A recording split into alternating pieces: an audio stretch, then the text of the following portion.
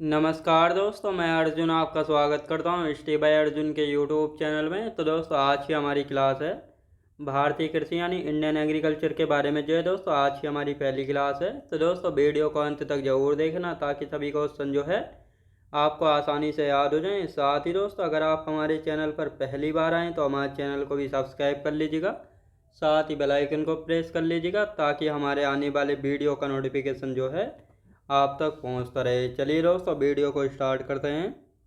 तो आज की क्लास में हम जानेंगे भारतीय कृषि यानी इंडियन एग्रीकल्चर के बारे में, और आज की हो जाती है हमारी पहली क्लास। तो दोस्तों, भारतीय कृषि की यदि बात की जाए तो भारतीय कृषि को जो है देश की अर्थव्यवस्था की रीढ़ जो है कहा जाता है। और साथ ही भारत में जो है ऋतुओं के आधार पर फसलों को 3 भागों में जो है बांट कर पढ़ते हैं। यानी देश की अर्थव्यवस्था की रीढ़ कहा जाता है भारतीय कृषि को। ऋतुओं के आधार पर जो है फसलों को 3 प्रकार के आधार पर जो है बांट कर पढ़ा जाता है। यानी रबी की फसलें होती हैं, खरीफ की फसलें और जायद की फसलें। इनमें हम जानेंगे रबी की फसल की बोने का समय कब होता है, कटाई का समय कब होता है, साथ ही इनमें कौन कौन सी फसलें होती हैं, इन सभी को एक एक करके अच्छे से जो है यहाँ पे जानेंगे। आज की क्लास में आपको पता लगेगा जैसे धान है, गेहूँ है, तो ये किस काल की फसल होती है, इनको काटने का समय, इनको बोने का समय, ये सब कुछ आपको अच्छे से पता लगेगा। अब यहाँ पे हम बात करेंगे रबी की फसलें। सबसे पहले बात करते हैं रबी की फसलें क्या होती हैं, यानी रबी क्रॉप्स। तो जो रबी की फसलें हैं, इनको जो बोने का समय होता है अक्टूबर नवंबर में जो है रबी की फसलें बोई जाती हैं। इनकी काटने का समय या कटाई का समय जो है मार्च अप्रैल में रबी की फसलों को काटा जाता है, मार्च अप्रैल में। ये किस काल की फसल होती हैं? शीतकालीन फसलें होती हैं। कैसी दोस्तों? शीतकालीन फसलें होती हैं। मानसून की हम बात करेंगे तो शीतकालीन पश्चिमी विक्षोभ से होने वाली वर्षा से लाभ मिलता है। यानी जो रबी की फसलें होती हैं, इनको जो है शीतकालीन पश्चिमी विक्षोभ से होने वाली वर्षा से लाभ मिलता है। अब रबी की मुख्य फसलें जैसे दोस्तों गेहूँ, जौ, चना, मटर, मसूर, सरसों, आलू और राई। तो ये जो सारी फसलें हैं ये कैसी हैं? ये हैं रबी की फसलें, जिनकी बुआई जो है दोस्तों कब? अक्टूबर नवंबर में इनकी बुआई की जाती है। जैसे गेहूँ, जौ, चना, मटर, सरसों, मसूर, आलू और राई अक्टूबर नवंबर में इनको बोया जाता है और मार्च अप्रैल में इनको काट लिया जाता है। तो ये आपको अच्छे से याद रखना है। तो ये थी रबी की फसलें। तो रबी की फसलें कौन कौन सी हो गई? जैसे गेहूँ हैं, जौ, चना, मटर, सरसों, राई, आलू। तो ये सारी कैसी हो गई दोस्तों? ये हैं सारी रबी की फसलें। अब जायद की फसलों की बात करते हैं। जायद से पहले खरीफ फसलें यानी खरीफ क्रॉप्स कौन सी हैं? तो खरीफ फसलों की यदि बात की जाए तो खरीफ फसलें कौन सी हैं?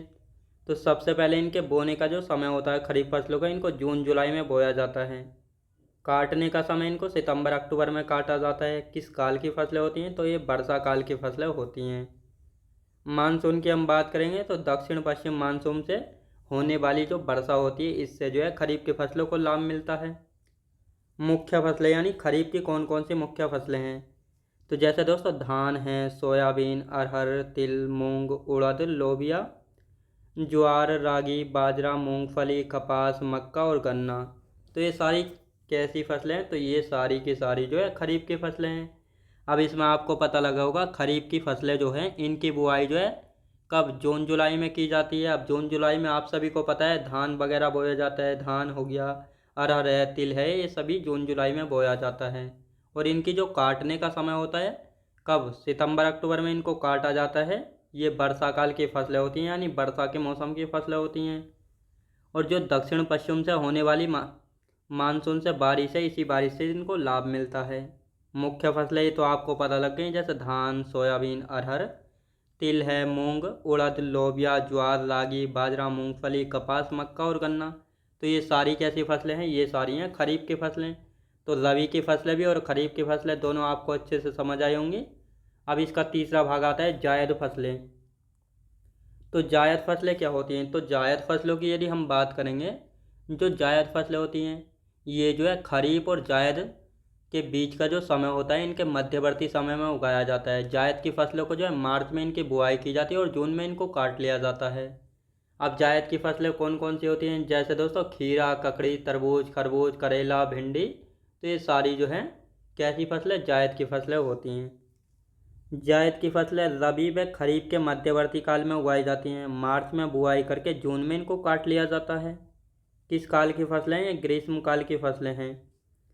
और ये इनकी फसलें जैसे खीरा, ककड़ी, तरबूज, खरबूजा, करेला, कद्दू, भिंडी। तो ये जो है इसकी मुख्य फसलें हो जाती हैं जायद की। तो ये जायद की फसलें भी आपको समझ में आई होंगी। इनको जो है खरीफ है रबी के मध्यवर्ती काल में उगाया जाता है। मार्च में बुआई करके जून में इनको काट लिया जाता है। ये ग्रीष्म काल की फसलें होती हैं। और साथ ही कौन कौन सी फसलें? खीरा, ककड़ी, तरबूज, खरबूज, करेला, भिंडी और कद्दू। याद रखेंगे तो ये तीनों भाग आपको अच्छे से याद हो गए होंगे, यानी जायद फसलें, खरीफ फसलें और रबी की फसलें। अब खाद्यान्न फसलें देख लेते हैं। खाद्यान्न फसलें क्या होती हैं? खाद्यान्न फसलों से मतलब होता है दोस्तों जो फसलें जो है खाने के उद्देश्य से उगाई जाती हैं। जैसे गेहूँ है, धान है, बाजरा है, मक्का है, ज्वार है, दालें हैं। तो ये जो सारी फसलें जो है दोस्तों उगाई जाती हैं, जैसे चावल, गेहूँ, मक्का, ज्वार, बाजरा और दालें। तो ये जो है सारी खाद्यान्न फसलें उगाई जाती हैं। खाद्यान्न फसलों का मकसद होता है जिनको खाने के उद्देश्य से उगाया जाता है, यानी मुख्य रूप से भोजन के रूप में उपयोग करने के लिए उगाया जाता है। जैसे चावल, गेहूँ, मक्का, ज्वार, बाजरा और दालें। तो इनको जो है मुख्य रूप से खाने के उद्देश्य से वो जो है उगाया जाता है, इसलिए इनको खाद्यान्न फसलें कहा जाता है। अब आते हैं नकदी फसलें यानी कैश क्रॉप्स। जो फसलें मुख्य रूप से बाजार में बेचकर लाभ कमाने के उद्देश्य से उगाई जाती हैं उनको नकदी फसलें कहा जाता है। यानी ऐसी फसलें जिनको जो है हम मार्केट में बेचने के उद्देश्य से उगाते हैं उनको नकदी फसलें कहते हैं। जैसे गन्ना हो गया, कपास है, जूट है, तंबाकू, तिलहन, चाय, कॉफ़ी और मसाले। तो दोस्तों इनको हम उगाएंगे तो इनका बस कुछ ही भाग जो है अपने पास रखते हैं, और उस ज़्यादा से ज़्यादा जो भाग होता है इनको हम मार्केट में पैसे कमाने के लिए जो है बेचते हैं। तो ये आपको याद रखना है। यानी नकदी फसलें जिनका हम मुख्य रूप से जो है बाजार में बेचने के उद्देश्य से उगाते हैं उन्हीं को नकदी फसलें कहा जाता है। अब जैसे गन्ना है, कपास, जूट, तंबाकू, तिलहन, चाय, कॉफ़ी और मसाले शामिल हैं। तो ये आपको अच्छे से यहाँ पे याद रखना है। तो ये नकदी फसलें हो गई। अब बागवानी फसलों की बात कर लेते हैं। बागवानी फसलें क्या होती हैं? यानी जिनमें फल, सब्जियां, फूल, मसाले, औषधियाँ और सजावटी पौधे शामिल होते हैं उनको बागवानी फसलें कहते हैं। यानी बागवानी फसलें जिनमें जो है फल, सब्जियां, फूल, मसाले, औषधि और सजावटी पौधे शामिल होते हैं उनको कहते हैं बागवानी फसलें। अब जैसे दोस्तों इसमें सेब है, नाशपाती, आम, केला है, सब्जियां, फल, फूल में जैसे गेंदा है और गुलाब और जड़ी बूटियां व तुलसी शामिल हैं। बागवानी फसलों में दोस्तों यानी फलों की खेती की जाती है, सब्जियों की खेती और फूल वगैरह की खेती जो है की जाती है बागवानी फसलों में। तो ये आपको अच्छे से यहाँ पे याद रखना है। वृक्षारोपण फसलें क्या होती हैं? यानी ये जो है उच्च आर्थिक मूल्य वाली होती हैं। जो वृक्षारोपण फसलें हैं ये जो हैं उच्च आर्थिक वाली फसलें होती हैं। जैसे चाय है, कॉफ़ी, रबर, नारियल, काजू, ताड़ का तेल और कोको। तो ये जो है वृक्षारोपण फसलें होती हैं जो कि उच्च आर्थिक मूल्य वाली होती हैं। जैसे चाय, कॉफ़ी, रबर, नारियल, काजू, ताड़ का तेल और कोको। तो ये आपको अच्छे से याद रखना है। तो ये कुछ फसलें थी जो कि आपको अच्छे से समझ आई होंगी। आप दोस्तों यहाँ पे हम बात करते हैं कुछ बोर्ड एवं उनके मुख्यालय। तो कुछ बोर्ड एवं उनके मुख्यालय देख लेते हैं दोस्तों। जैसे बोर्ड की हम बात करेंगे तो इसका मुख्यालय कहाँ पे है? जैसे कॉफ़ी बोर्ड है, ये बेंगलुरु कर्नाटक में स्थित है कॉफ़ी बोर्ड। रबर बोर्ड की बात करते हैं तो कोट्टायम केरल में है दोस्तों। कोट्टायम केरल में जो है क्या है?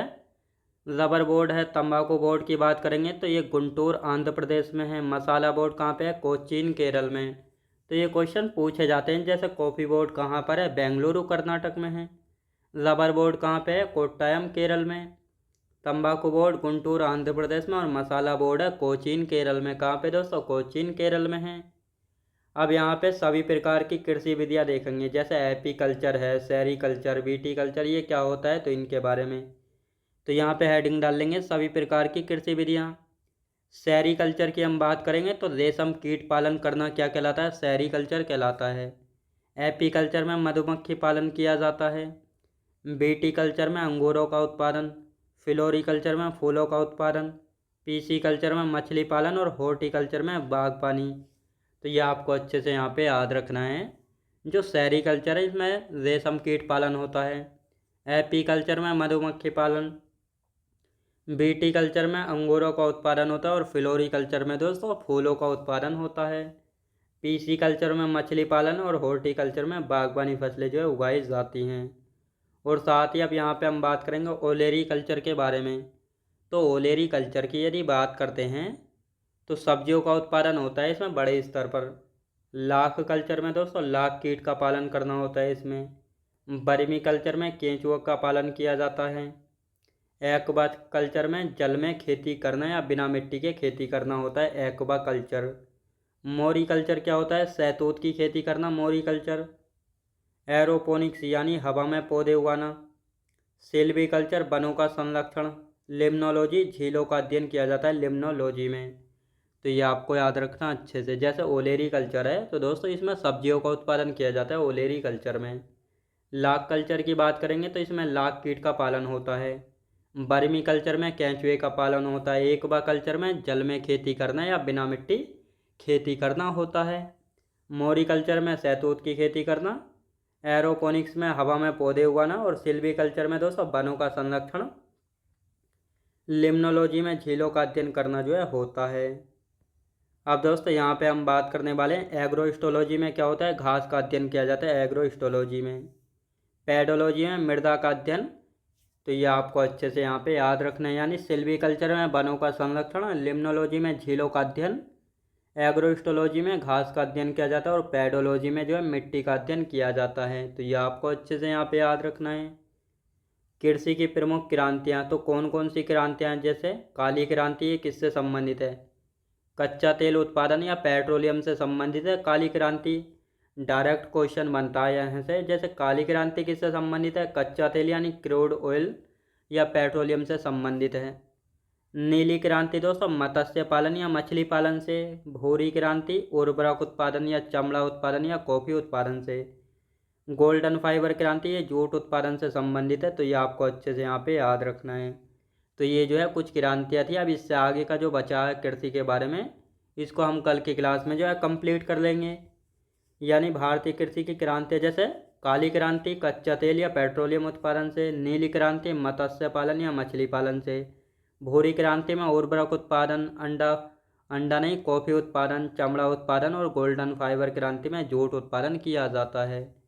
तो ये आपको अच्छे से याद रखना है। तो ये थी आज की हमारी क्लास इंडियन एग्रीकल्चर के बारे में। पहली हमारी क्लास थी जो कि आप सभी को अच्छे से समझ आई होगी। तो मैं उम्मीद करता हूँ आपको वीडियो क्वालिटी, कंटेंट वगैरह सभी कुछ आपको पसंद आया होगा। पसंद आया तो लाइक से और सब्सक्राइब करना बिल्कुल भी ना भूलें। साथ ही दोस्त अगर आप हमारे चैनल पर पहली बार आएँ तो हमारे चैनल को भी सब्सक्राइब कर लीजिएगा। साथ ही बेल आइकन को प्रेस कर लीजिएगा ताकि हमारे आने वाले वीडियो का नोटिफिकेशन आप तक पहुँचता रहे। चलिए दोस्तों मिलते हैं नेक्स्ट वीडियोज़ में।